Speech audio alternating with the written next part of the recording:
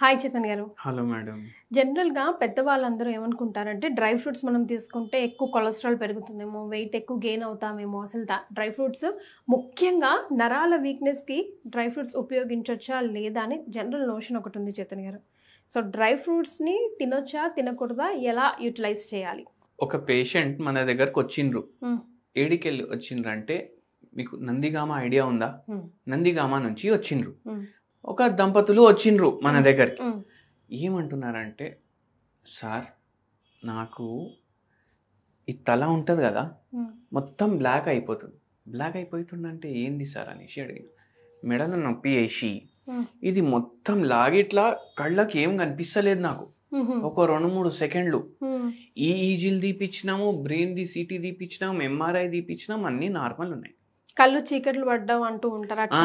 కళ్ళు అంటే నాకు ఇంకా తెలియదు ఏమైతుంది అనేసి. అదే మొత్తం బ్లాంక్ చీకటిగా బ్లాంక్ అయిపోతుంది నాకు.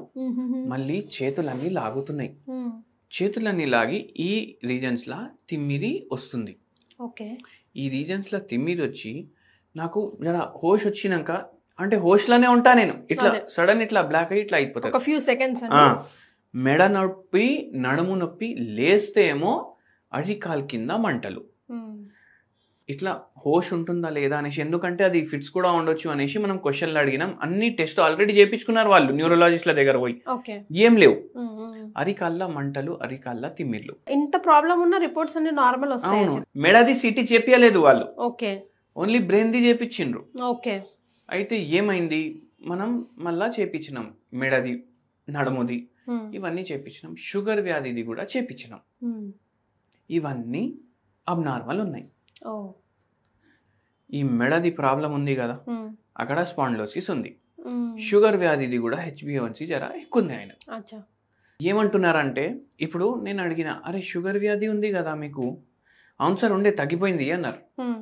అయితే ఎవరో అన్నారు వాళ్ళకు, అరే మెంతులు తిను తగ్గిపోతే షుగర్, ఇంకా నీకు మందు అవసరం లేదు, ఏం అవసరం లేదు అనేసి. బయట పోతుండు, తింటుండు, తాగుతుండు, సిగరెట్లు ఫుల్ నడుస్తుంది. మెంతులు తినుడు, బయటికి వెళ్ళిపోడు డైలీ. అయితే నేను చెప్పిన, ఓన్లీ మెంతులు తినడం వల్ల షుగర్ ఎట్లా తగ్గుతుంది? ఇప్పుడు మనం కూడా మన వీడియోలో చెప్తాం, అరే మెంతులు తినండి, కొత్తిమీర ఎక్కువ తినండి, అది ఇదని చెప్తాం కదా. కానీ ఏంది అంటే జనాలు అపార్థం చేసుకుంటారు. కొత్తిమీరలు, పుదీనాలు, కరివేపాకులు, మెంతులు తినేసి ఎవరికైనా రోగాలు తగ్గినాయా? లేదు. మనం ఎందుకు చెప్తాం? మనకు జర కంట్రోల్ చేయడానికి హెల్ప్ చేస్తాయి అవి. ఈవెన్ మెడిసిన్ కి కూడా సపోర్ట్ చేస్తాయి. మెడిసిన్ కి కూడా సపోర్ట్ చేస్తుంది. మీరు అవి చేసుకుంటా అన్ని అడ్డం దొడ్డం అన్ని తింటున్నారు, చిరుదండీలు తింటున్నారు, టైంకి పడుకోవట్లేదు, ఆల్కహాల్ తాగుతున్నారు, స్మోకింగ్ చేస్తున్నారు, ఫిజికల్ యాక్టివిటీ లేదు, ఎక్కడానికెళ్ళి అవుతుంది మీరు చెప్పండి? మందు కూడా వేసుకోవాలి, అది కూడా చేయాలి, జర సపోర్టివ్ ఉంటుంది మనకు, అందుకే మనం చెప్తాము, అవునా కదా? అయితే ఏమైంది అంటే, ఇప్పుడు ఈ పేషెంట్కి ఇట్లా పరేషాని అయింది. అయితే ఫిజికల్ యాక్టివిటీ ఎందుకు చేసుకోలేదు అనేసి అడిగినాం మనం. ఏముంది సార్, ఫిజికల్ యాక్టివిటీ చేస్తే ఏంది, చేయకపోతే ఏంది? ఇంతకుముందు మందులు తింటుండే, మందులు పెరుగుతూనే ఉన్నాయి. అదేలేండి, డిమోటివేట్ డిమోటివేట్. ఇంకా ఏంది అంటే, లేదండి మీరు ఫిజికల్ యాక్టివిటీ చేయాలి, మెంతులు తినాలి, మీకు ఏమేమి కనిపిస్తాయి అవన్నీ చేయండి, కరెక్ట్ ఏదైతే ఉంటాయి. మళ్ళీ దేంతో తగ్గుతుంది ఎట్లా తెలుస్తుంది అనేసి అడిగినాయి. దేంతో తగ్గినాయింది భయ్, మీకు తగ్గుతుందా లేదా అది చూసుకోండి మీరు. అయితే అదే చెప్పినాం మనం. అయితే మనం ఇంకోటి కూడా చెప్పినాం, ఒక పని చేయండి, ఇప్పుడు నుంచి నైట్ ఒక్కటే జొన్న రొట్టె తినండి మీరు. మళ్ళీ అరికాల్లో మంటలు వస్తున్నాయి కదా, నీరసం కూడా ఫుల్ ఉంది కదా, ఏం చేయాలి మళ్ళా? ఒకవేళ నీరసం ఎక్కువై నేనేమైనా రోడ్ల మీద చక్కెర వచ్చి పడిపోతే అనేసి అన్నాడు. అందుకే చూడండి, ఒకటి అర్థం చేసుకోండి మీరు, మీ వెయిట్ కూడా ఎక్కువ ఉందని చెప్పినాం మనం. మీ మొత్తం కొవ్వు ఉంటుంది కదా బాడీలో, జర తక్కువ తింటే ఆ కొవ్వు కలవడం అవుతుంది కదా. అయితే అదే ఎక్స్ప్లెయిన్ చేసినాం. మీకు ఆ డౌట్ ఉందని నైట్ తక్కువ తినమని చెప్తున్నాం మనం. మీరు మళ్ళీ యాక్టివ్ కూడా అవుతుంది అనేసి చెప్పినాం. కాళ్ళు లాగుతున్నాయి, మోకాలు నొప్పులు ఉన్నాయి, పిక్కల్లో నొప్పులు ఉన్నాయి, తొడం అంతా తిమిరి అవుతుంది ఈయనకు. నిల్చుంటే కూడా ఎక్కడ పడిపోతా అనేసి భయం కూడా అవుతుంది. మనం ఒకటే చెప్పినాం, నైట్ ఒక జొన్న రొట్టె తిను, మళ్ళీ దాని మీద ఎక్కువ మటన్, చికెన్, ఇవి ఎక్కువ ఫ్రైడ్ ఐటమ్స్, ఈ ఫ్రైడ్ చికెన్లు కానీ, పాపడాలు కానీ, ఇట్లా ఫ్రైవి కర్రీలు తినకండి. నైట్ జర కుక్కర్లో ఉడుకున్నది తినండి, కర్రీ క్వాంటిటీ ఎక్కువ తీసుకోండి. రొట్టె తక్కువ అంటే ఒక బుక్క ఉంటే 2 బుక్కలకి సరిపోయేంత కర్రీ మీరు తినాలి. దీంతో ఫైబర్ ఎక్కువ పోతుంది. మళ్ళీ హోమియోపతి మందు మెంతులు తాగుతారా, తాగండి. దాంతోపాటు ఏం చేయండి అంటే జర వాల్నట్లు ఉంటాయి కదా, అవి జర పిసాయించుకోండి, పౌడర్ చేసుకోండి. వాల్నట్ మంచిగా దంచుకొని పౌడర్ చేసుకొని డైలీ ఇంత చిన్న కప్లో మీరు పాలు వేసుకొని ఇది కలుపుకొని తాగండి అనేసి చెప్పినాం. నరాలు ఉంటాయి కదా, ఇవి ఆక్సిడేటివ్ స్ట్రెస్ పెరిగితే బాడీలా సరిగా పని చెయ్యవు.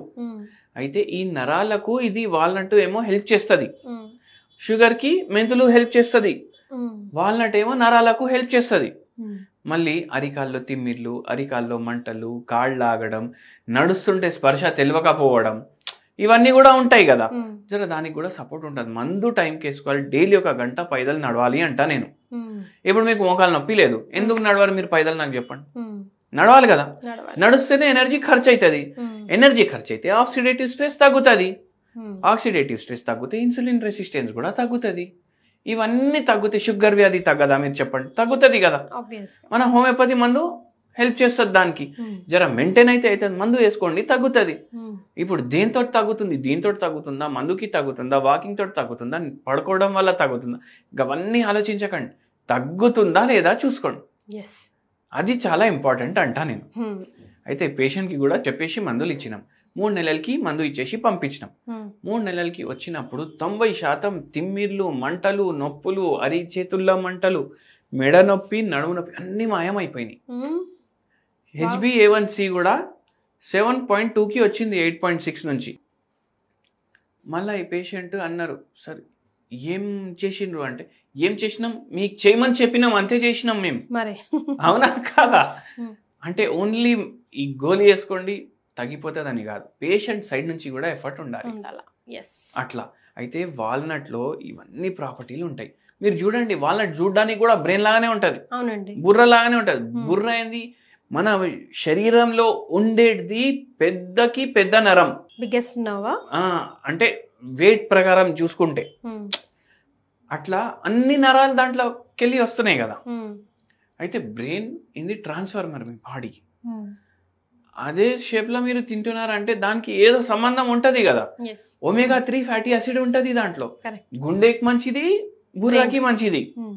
డైలీ మీరు కూడా చేయండి. వాల్నట్ జస్ట్ పౌడర్ చేసి పాలలో చిన్న గిలా ఇంతే.